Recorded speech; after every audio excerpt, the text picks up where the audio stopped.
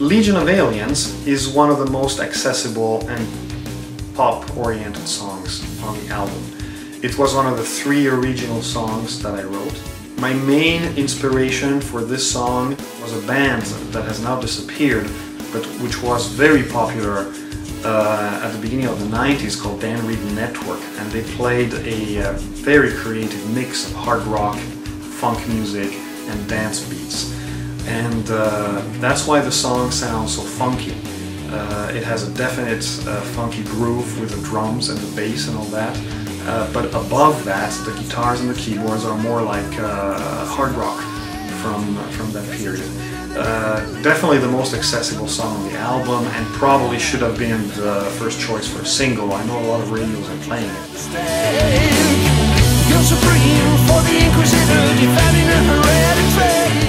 The thing I like the most about Legion of Aliens, it's the coda, the last part of the song. There is this beautiful dreamy piano part, and then there is a little bass solo that is copied by the guitar. There is this Gregorian chant that explodes with the guitars, and that for me is one of the most beautiful parts of the album.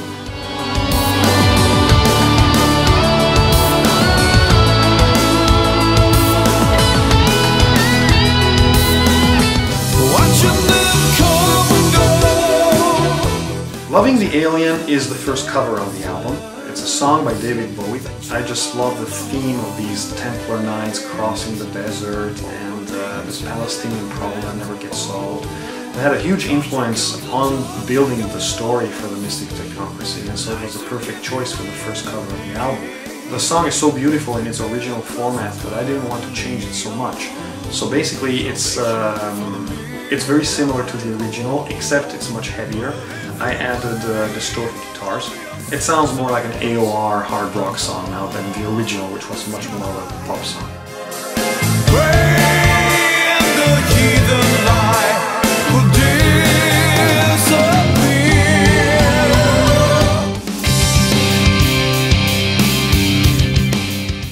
The Gem of Love is probably the most complex song on the album.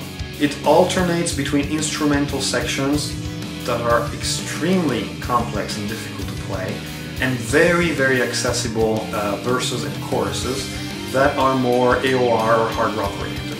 The musical structure of the instrumental sections is basically atonal. You have chords in parallel fourths, you have chords in parallel fifths, you have suspended chords, you have in the horn section clusters that are not triadic. There are augmented chords. Rhythmically, every single part of the instrumental sections is in odd meter, and the odd meter changes on every bar. So there's a bar with 13/8, there's a bar with 7/8, there's a bar in 5/4. The interesting thing about doing this was to make it flow.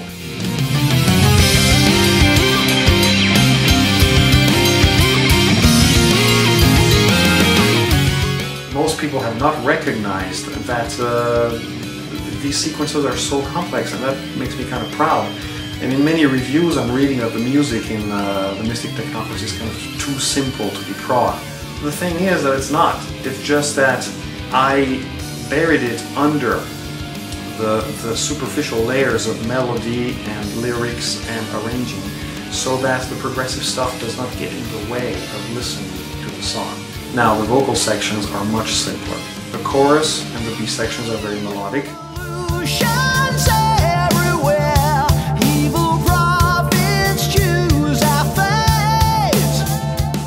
There's also an interesting keyboard solo in the middle of the song, which is a mixture of bluesy licks and completely atonal chromatic melodies.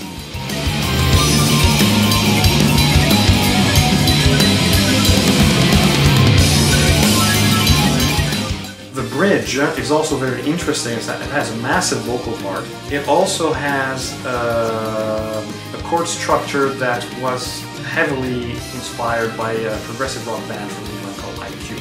In The Gem of Love, there's a little tribute to Emerson, Lake and Palmer. It's well hidden, but if you listen carefully to the instrumental section, you will hear a spooky synth part that sounds more like a theremin, actually. It's a direct reference to Mussorgsky's Pictures at an Exhibition.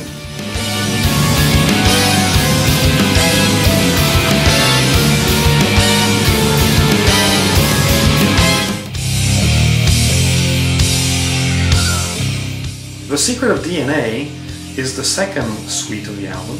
It's a little bit shorter than the first suite. Twilight of the Gods was 20 minutes long. The Secret of DNA is about 10-11 minutes long. It is more structured though than Twilight of the Gods because you have three parts here. And part 1, The Secret of DNA part 1, and The Secret of DNA part 2, which is the third part, surround a core section which is much more atmospheric, which is called the Purple Orb. The Secret of DNA, part 1 and 2, use a lot of classical development techniques. One man and his mind have found the way, the secret of DNA.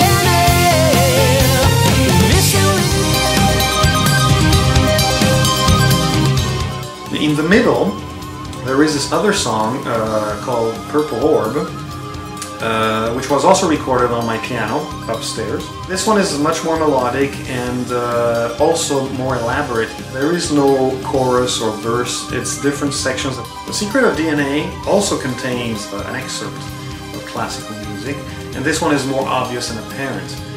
At the beginning of Purple Orb, there is a rather long instrumental section, and you can hear little bits and pieces of Schubert's Ave Maria.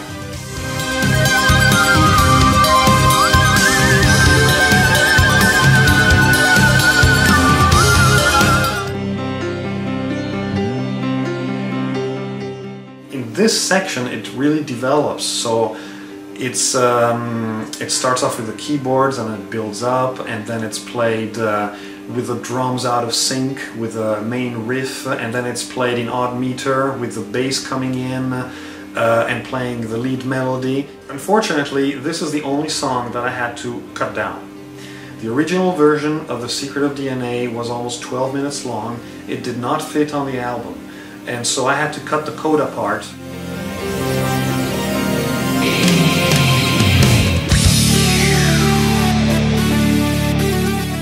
Prophecy is the second cover on the album. This was a bit of a challenge. Prophecy comes from an album recorded in 1980 by one of my favorite bands, an obscure French band called the Rockets. And they recorded this album called Galaxy, which was also a concept album.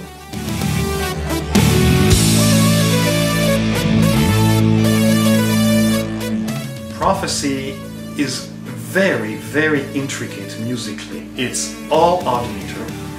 There are occasionally missing beats in the middle of the song structure for no apparent reason. For those that are rhythmically inclined, it never starts on 1 on the downbeat.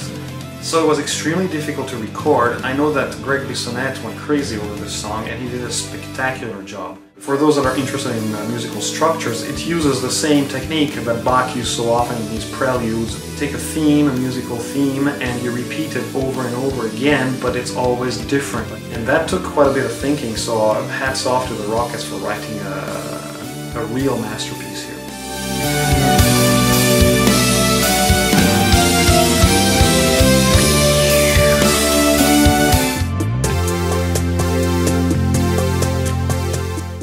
The last song on the album is Black Swans. My main inspiration for Black Swans was a song by Yes, which was recorded on their album Union, and the song is called The More We Live, Let Go. The song doesn't sound anything like The More We Live, actually, but the string part in the beginning that's very repetitive and moody came from that. I think what is very interesting about the song is that it was designed as a duet between a male voice that sings the lyrics and a female voice that is weaving a counterpoint over the male voice, sometimes repeating the words, sometimes just humming or singing open sounds without any lyrics. I have to give credit to the two original singers that helped me out on this song. The first one was a girl from Italy here called Manuela Giraldo, and the other one was Mio Jäger, who also co-wrote The Gem of Love and The Secret of DNA, who was responsible for the operatic part at the end of the song. I was lucky enough to get the wonderful and amazing Amanda Somerville to sing the final version, and she did an absolutely beautiful and spectacular job.